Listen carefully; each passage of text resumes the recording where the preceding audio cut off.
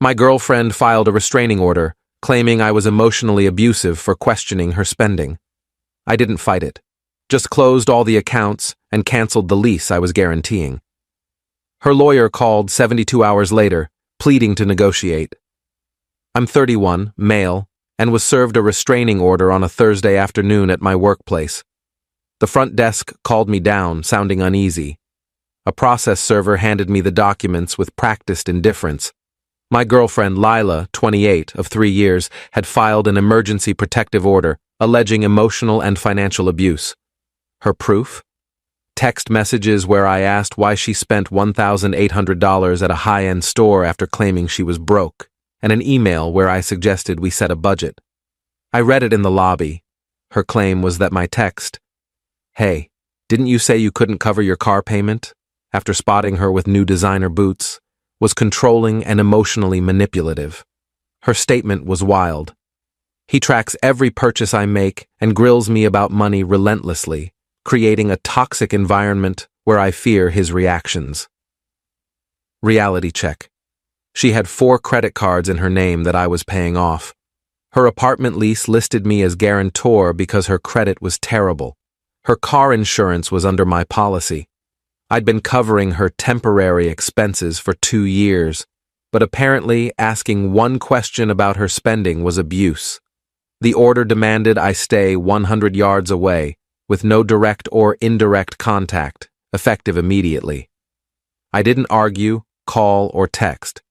I went back to my office, opened my banking apps, and got to work. Within an hour, I'd canceled all 4 credit cards. They were in her name, but I was making the payments, perfectly legal to stop. I removed her as an authorized driver from my insurance. Contacted her apartment complex to withdraw as lease guarantor, 30 days notice required. Stopped the automatic transfers I'd set up for her expenses. Changed my Netflix, Hulu, Amazon Prime, and Paramount Plus passwords. Removed her phone from my family plan, effective next billing cycle. The apartment situation was notable. I wasn't a tenant, just the guarantor. The property manager, Carla, was surprisingly cooperative. If you're stepping down as guarantor, she'll need to qualify independently or find a new guarantor within 30 days. What if she can't? She'll need to move out or face eviction. Perfect. I documented everything, saving confirmations to my personal email. Then I returned to work. Had a client meeting at 3 p.m., crushed it. That evening my phone was silent, unnervingly silent. The restraining order worked both ways. She couldn't contact me either. Update 1. Saturday morning, 8 a.m., my phone rings. Unknown number. It's a lawyer, Daniel Kessler. Mr. Carter, I represent Miss Lila Monroe. There's been a misunderstanding with the protective order. What misunderstanding? The order was clear. No contact. Yes, well, my client has encountered issues.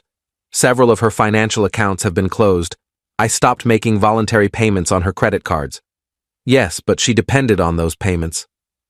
Then she should have considered that before filing a restraining order claiming I was abusive for questioning those payments. Silence. Mr. Carter, surely we can find a solution. My client is open to amending the order to allow financial discussions. No need. I'm fully complying with the order. No contact means no contact, including no financial support. But the lease. I've given proper notice to withdraw as guarantor. That's with the property management, not her. This is retaliatory. This is compliance. She said my financial involvement was abusive. I'm removing myself from the abusive situation. Isn't that what she wanted? He mumbled about bad faith and financial abuse. Daniel, she filed a legal document calling me abusive. I'm honoring her wishes by staying away entirely. Enjoy your weekend, I hung up. 20 minutes later, texts poured in from her friends. I didn't read them, just screenshot them. Violating a restraining order cuts both ways. They were contacting me on her behalf. Update 2. Monday morning brought chaos. First, an email from Daniel. A formal letter demanding I resume financial support during this transition period. My reply was short. Per the restraining order, I cannot have any contact or relationship with Ms. Monroe. Financial support would constitute a relationship. Please advise your client I'm fully complying with the court order. Then came the social media storm, not the typical kind. Lila's best friend Mia posted on Instagram, "When toxic men use money to control women after being called out for abuse, part financial abuse, part narcissistic manipulation." But Mia slipped up. She shared screenshots of Lila's texts to her. "He canceled everything. I can't even watch Hulu.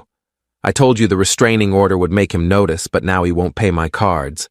The lawyer says he's not legally obligated, so he can just stop." This backfired hard. Someone sent me the screenshots. I forwarded them to my lawyer, hired Saturday afternoon. The real fun came Tuesday evening. Carla from the apartment complex called. "Mr. Carter, I'm required to inform you that Miss Monroe hasn't provided alternative qualifications or a new guarantor. She has 23 days left. Please confirm my guarantee ends as scheduled." "It will, but she came in today with her mother." There was an incident. "Oh?" "Her mother, Mrs. Monroe, tried to forge your signature on a guarantee renewal form." I sat up. "Excuse me?" "We have cameras and your signature on file. It was clearly forged. We've referred it to our legal team and local police. Wow." Update 3. Lila's mother, Diane, tried contacting me via LinkedIn, professional platform not covered by the restraining order, apparently. Her message, "James, this is absurd. You and Lila had a minor disagreement and now you're ruining her life. Step up and fix this." I didn't reply, just screenshot it. My lawyer, Robert, different from any past stories, was thrilled. She filed a baseless restraining order. Her own texts prove it. Her mother attempted forgery. They're harassing you through third parties. We could countersue. Let's hold off. I want to see where this goes. Wednesday brought more escalation. Lila's car was repossessed. Not my doing. She hadn't made a payment in 4 months. She'd been using my money for car payments on other purchases. Without my transfers, she couldn't even make a partial payment to halt the repossession. Mia posted about it. Now he's taking her car. This is abuse. A commenter pointed out, if he's taking her car, doesn't that mean he was paying for it? How is stopping payment on someone else's car abuse? Mia deleted the post. Thursday, Lila's credit cards started declining. She'd maxed them out in 3 days of panic shopping, assuming I'd cave and pay them off like always. Daniel called again. "Mr. Carter, my client is willing to drop the restraining order." "I don't consent to that." "What?" "The order protects her, right?" "I don't want her to feel unsafe. It should stay in place." "But you could agree to mutual dissolution." "Nah, I'm good." "I've adjusted to comply with the order. No need to change now. She'll be evicted." "That's unfortunate, but I can't be involved in her housing." That would violate the order he hung up on me. Update 4. The forgery charge became official. Diane Monroe was arrested at her Pilates class. Per the police report, public record, she'd tried forging my signature on multiple documents, not just the lease guarantee. She also attempted to add herself to my car insurance as Lila's guardian, Lila's 28, and tried opening a credit card in my name. That last one upgraded the charges to identity theft. Lila claimed she knew nothing of her mother's actions, but subpoenaed texts showed otherwise. "Mom, just sign it. He won't notice. His signature's simple. I've seen it tons of times. If you do the insurance, I can get my car back." Daniel withdrew as her lawyer. Being linked to identity theft discussions crossed an ethical line. Her new lawyer, some sketchy guy named Tom, sent a demand letter for emergency support, citing dire circumstances. Robert's response was gold. Our client notes that requesting financial support from someone Ms. Monroe claims is abusive would endanger her. We cannot in good faith facilitate such a risky situation. Meanwhile, I was thriving. Started a baking class with the money I wasn't spending on Lila.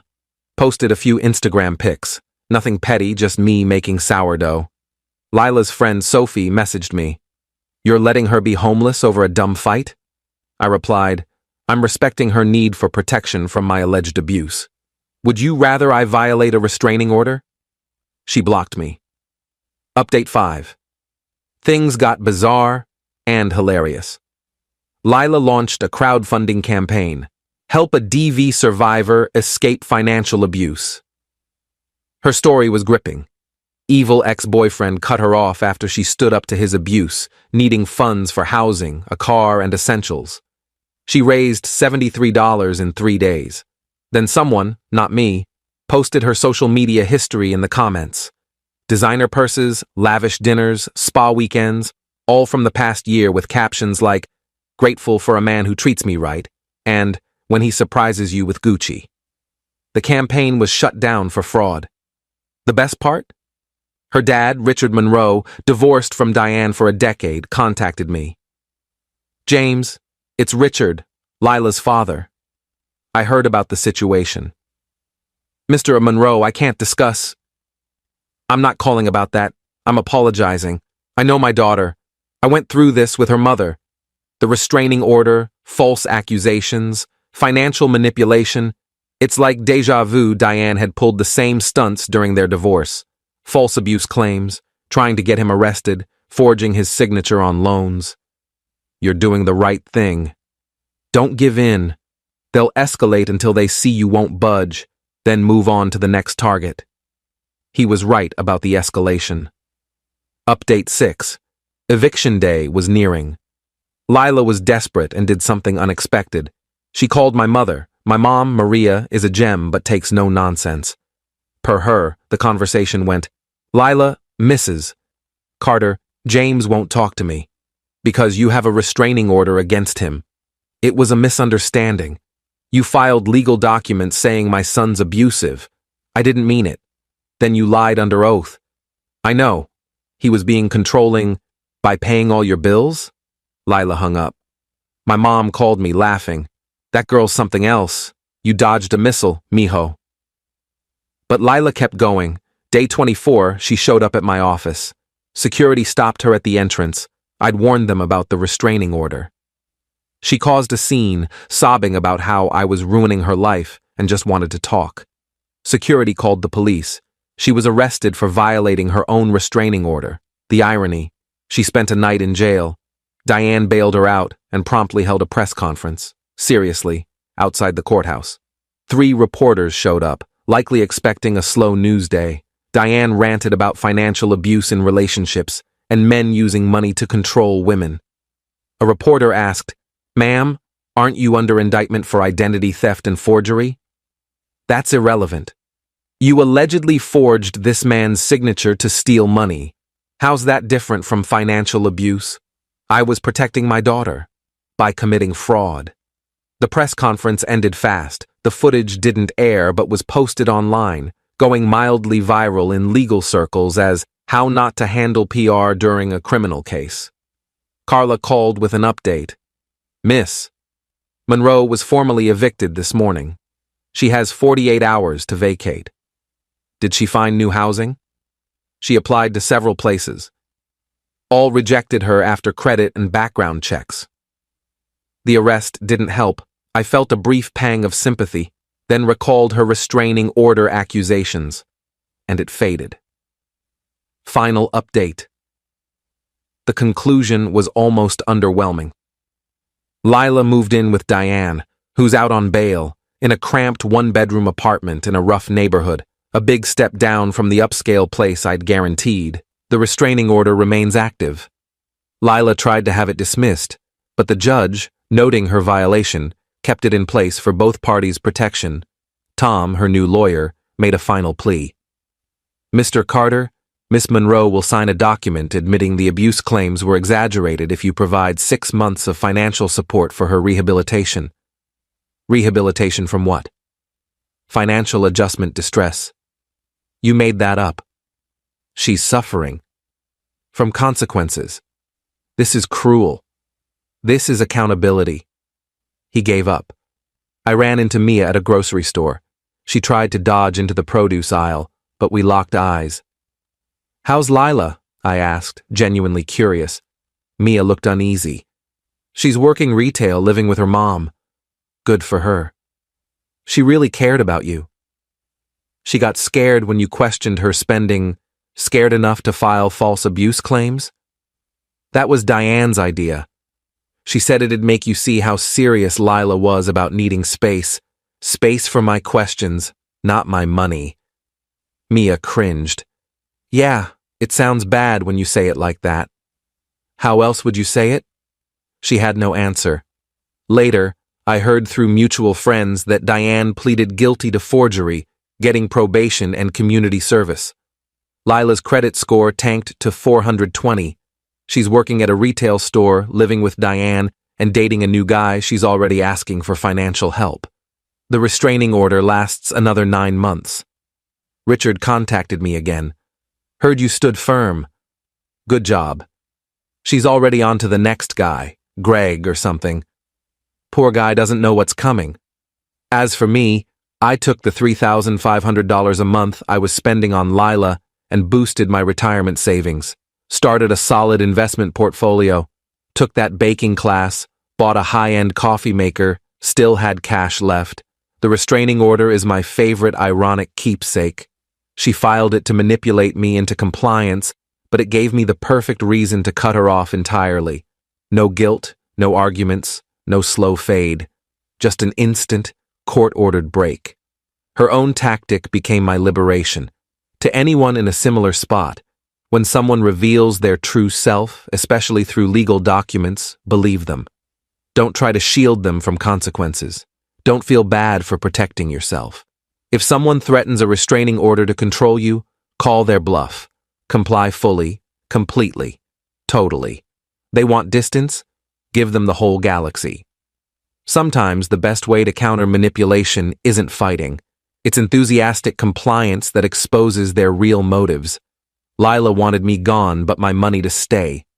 The restraining order made that legally impossible. She outplayed herself with paperwork. Cool, cool. P.S. To the 3 people who messaged saying I was abusive for cutting her off, she filed legal documents claiming my financial support was abuse. I agreed and stopped it. If that's abuse, I'm confused about what she wanted. P.S. Yes, it's all legal.